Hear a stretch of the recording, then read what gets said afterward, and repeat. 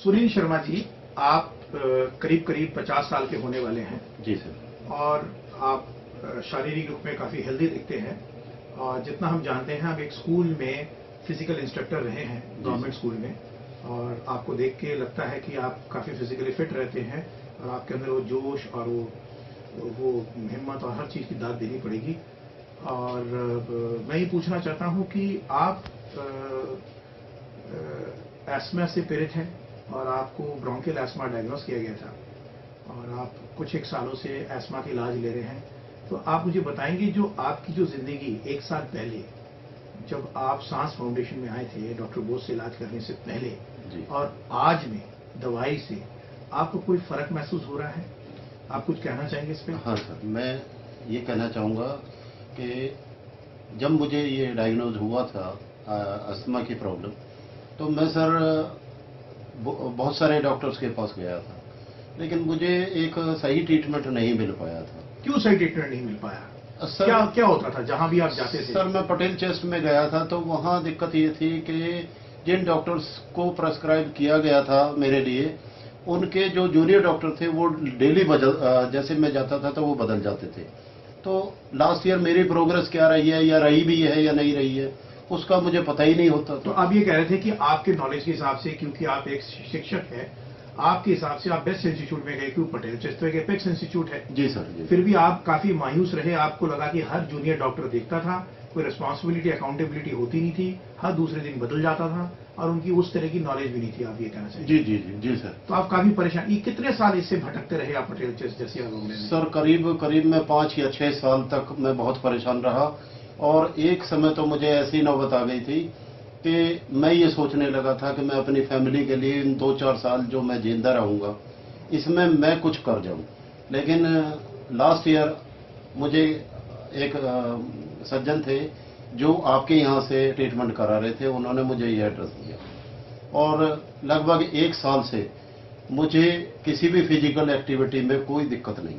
Physical activity जैसे आप बच्चों को खो खो सिखाते, कोई भी या कोई भी एक्टिविटी करवाते, आप अपने आप को 5-7 साल पहले जितना अपने आप को हेल्दी समझते थे, उतना ही आप फिट महसूस करते हैं अंदर से? हाँ सर, अभी मैं क्रिकेट भी खेल लेता हूँ, बच्चों के साथ एक्टिविटी भी कर लेता हूँ, जो मैं नहीं कर पाता।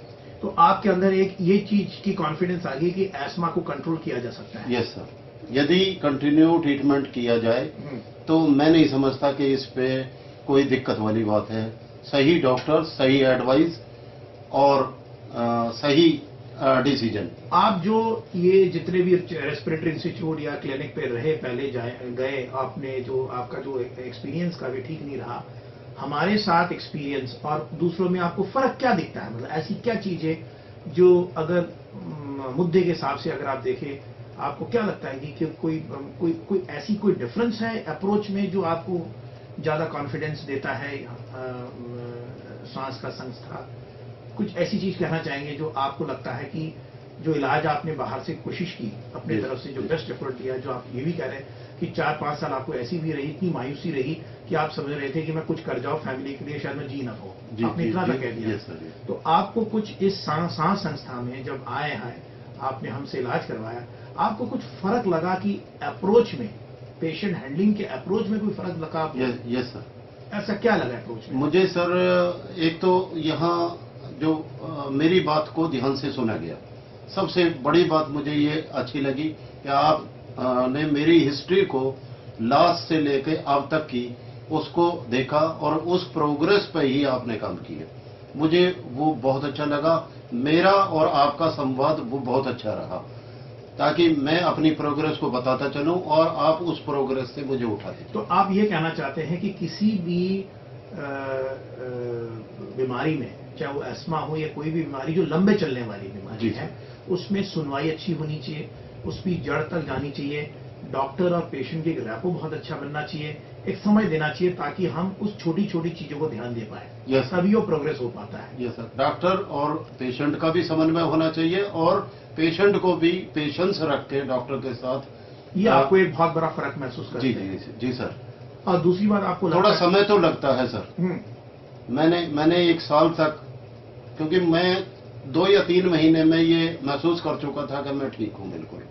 लेकिन मैं उसके बाद भी 1-1 महीने बाद, 1.5 महीने बाद, जैसे मुझे समय मिलता रहा, मैं आपके टच में रहा और उसका मुझे ये परिणाम हुआ कि मेरे लंग्स जो है अब वो हेल्दी होते चले गए। तो मैं ये कहना चाहूंगा आपसे, या जो मुझे समझ में आ रहा है कि अगर एक डॉक्टर सहानुभूति से, एम्पैथी से, मतलब आपके अंदर घुस के अगर उसकी फीलिंग करे बीमारी को, जी। उसमें समय दे, उसकी जड़ तक पहुंचे, उसकी छोटी छोटी चीजों की दोस्त बन के इलाज करे, तो मरीज के अंदर वो कॉन्फिडेंस पैदा होता है। फिर मरीज वो उस चीजों को फॉलो करता है Yes, sir. और वो एडहेयर करता है उस इलाज से, और ताकि और धीरे धीरे और प्रोग्रेस को साथ में रखते हुए जब वो एक पार्टनरशिप की तरह जब इलाज होता है डॉक्टर और पेशेंट के अंदर, उसमें बहुत फर्क पड़ जाता है। सर 50% मैं ये मानता हूं कि एक डॉक्टर की सहानुभूति वो बहुत मायने रखती है, जो आपको लगता है कि समाज से धीरे धीरे खत्म होता जा रहा है। जी।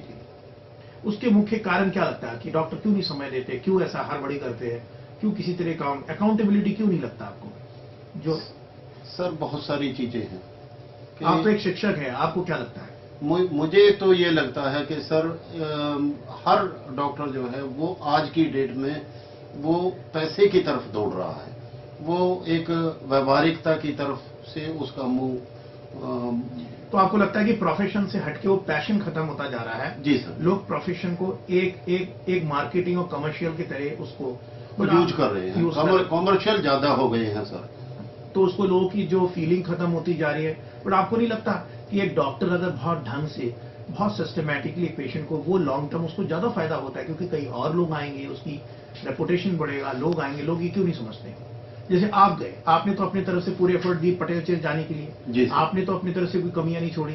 अगर आपको पटेल चेस से इलाज अच्छा मिलता तो आप कहीं नहीं जाते, क्योंकि सरकारी से बिल्कुल नहीं जाता सर। तो फिर लोग इसलिए भटक रहे, लोग ये नहीं समझ पाते, इतनी बड़ी संस्था अगर उनका सिस्टम ठीक हो तो लोगों को भला हो। आप इतने दूर से आना, आप कहाँ से आते हैं? मैं सर गाजियाबाद से आता हूँ। सोचिए आप साउथ दिल्ली और मुझे 2 घंटे आने में लगते, फिर भी आप इस चीज को कंटिन्यू कर रहे हैं, क्योंकि आपको नहीं लगता कि कोई और इससे बेहतर कर पा रहा है काम? सर मुझे यहाँ आके सेटिस्फेक्शन मिलता है। मुझे यहाँ आने के बाद मुझे ये लगता है कि मेरी बीमारी काफी हद तक दूर हो गई। तो आपको लगता है कि हमारे इस तरह की बीमारी में, सांस संबंधी, जिसमें भी लॉन्ग टर्म, जिसमें भी कंट्रोलिंग सिस्टम ऑफ अप्रोच है, उसमें एक सिस्टमैटिक अप्रोच होना चाहिए, डॉक्टर के अंदर पेशेंस होना चाहिए, सुनवाई अच्छी होनी चाहिए, एक मिठास होनी चाहिए, एक कॉन्फिडेंस डेवलपिंग एक्टिविटी होनी चाहिए, और प्रोग्रेस को एक ही जने उसको फॉलो अप करता है, ऐसा होना चाहिए। यस सर, बिल्कुल। मुझे अब इलाज की तरफ आ जाते हैं। आपको ऐसा कौन सी दवाई आपको लगता है कि हर एस्थमेटिक्स को एज ए, मतलब नियम के अनुसार लेना चाहिए, जिससे आपको फायदा भी हो रहा है और आप समझते हैं उसको मिस नहीं करनी चाहिए? सर सबसे पहली बात है कि डॉक्टर की एडवाइस, जो डॉक्टर की एडवाइस है वो हमें ध्यान से उसको सुनना चाहिए और उसको फॉलो करना चाहिए। फॉर एग्जाम्पल, आपने मुझे कहा कि आपने भाप लेनी है और सुबह शाम लेनी है। मैं अपना चाहे कितना भी बेशकीमती समय मेरा इधर उधर है, लेकिन मैं अपने भाप लेने को नहीं छोड़ता था स्टार्टिंग, क्योंकि आपको लगता है कि भाप से नजला जुकाम ठीक हो जाता और 40-50% नजला एस्मे को खराब, क्योंकि इतने सारा प्रदूषण है। 25% मेरा जो एस्थमेटिक प्रॉब्लम, क्योंकि वो ट्रिगर्स कम हो जाते हैं, उसके जो एलर्जेंस काफी हद तक खत्म हो गए थे। और 25% आपकी जो एडवाइस थी उसने आपका जो व्यवहार उसने खत्म किया, और 50% में आपकी मेडिसिन में कौन सी दवाई आपको रोज सुबह शाम लेते हैं, जो आप समझते हैं हर एस्थमेटिक को, जो आप मैसेज देना चाहेंगे कि ये छोड़ना नहीं चाहिए, जिसको हम प्रिवेंटर कहते हैं? सर एक तो इनहेलर, हाँ, मैं सुबह शाम लेता हूँ। वो कौन सा वाला लेते हैं आप सुबह शाम? मैक्सीफ्लो लेता हूँ। वो एक प्रिवेंटर है। जैसे आपको समझाया गया था कि जो आसमा की जो हवा ने ली, जो जिसमें सुकड़न पैदा हो जाती है, जी जो लाली है उसको खत्म करती है। हाँ सर, तो उसको मिस नहीं करना चाहिए। जी सर, मैं एक बात मानता हूँ कि जो अदर्स पेशेंट है, फॉर एग्जांपल हम बीपी के पेशेंट हैं, हम डेली एक टैबलेट लेते हैं ब्रेकफास्ट के बाद। यदि मैं अस्थमा के लिए एक इनहेलर को अपनी जिंदगी बचाने के लिए उसे मैं ले लूंगा, तो बेटर ये है कि मैं अपनी मौत की तरफ जाऊं या मैं अपनी जिंदगी को बचाऊं। बिल्कुल, बहुत अच्छा। जैसे आपने कहा कि लोग शुगर हो, बीपी हो, कोई भी रेगुलर क्रॉनिक बीमारी के लिए जो लोग एक दो दवाई लेते हैं, क्यों ना हम एस्मा में भी ये दो दवाई को रेगुलर लेंगे तो जिंदगी बिल्कुल सुधर सकती है। मुझे बताइए, पिछले साल इतनी उत्तराखंड इतने तो उबड़ खाबड़ आई, इतना मौसम में इतने बदलाव आया, ठंडक ज्यादा पड़ी, बारिश आई, आपको लगता है कि पिछले साल ये जो पफ आप रेगुलर ले, आपकी बीमारी बढ़ी उससे या कुछ, या आप वैसे ही ठीक रहे जैसे उससे पहले सीजन में ठीक रहे थे दवाई लेते हुए? नहीं सर, इससे पहले सीजन में तो मेरे साथ एक, मैंने आपको बताया भी था कि मुझे एक प्रॉब्लम हो जाती थी। जैसे ही सीजन चेंज होता था, गर्मी से सर्दी की तरफ आता था या सर्दी से गर्मी की तरफ, दोनों मौसम जैसे ही चेंज होते थे तो उस समय मुझे एक आस्थमेटिक अटैक हो जाता। तो आप कहते हैं कि इतना चेंजिंग सीजन होते हुए भी, इतनी ज्यादा वातावरण में बदलाव होते हुए भी, आपने ये जो 2 पफ सुबह और 2 रात को जो पफ ले रहे हैं, मैक्सी फ्लो, जिसमें हल्की फुल्की जो दमे कंट्रोल वाली जो 2 दवाइयां हैं, तो उससे आप बिल्कुल ठीक रहे? हाँ सर, मैं बिल्कुल ठीक हूँ। एक मैं भाप लेता हूँ सुबह शाम, और गर्मियों में एक टाइम कर देता हूँ, सर्दियों में मैं दोनों टाइम लेता हूँ।